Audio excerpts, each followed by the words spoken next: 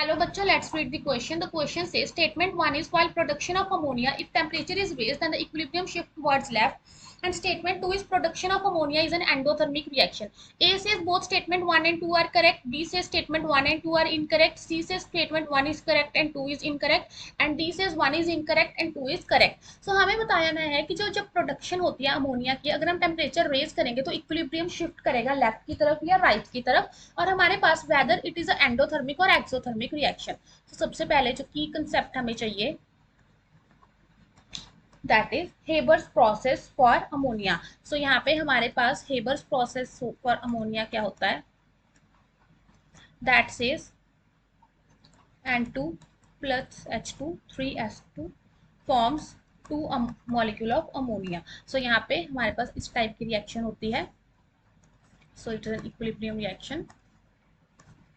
अब हम हमारे पास क्या होता है कि ये जो रिएक्शन है, ऑल्दो हमारे पास N2 और H2 के बॉन्ड डिसोसिएशन के लिए हमें एनर्जी रिक्वायर्ड है ओवरऑल इस रिएक्शन में, लेकिन हमारे पास जो एनर्जी है वो क्या होती है, रिलीज होती है। That is it is exothermic reaction, that mean delta H is negative. So अगर हम अब ली चैटरले प्रिंसिपल के अकॉर्डिंग देखें, सो ली चैटरले प्रिंसिपल हमारे पास कहता है कि जैसे जैसे हमारे पास देखो टेम्परेचर इंक्रीज हो रहा है।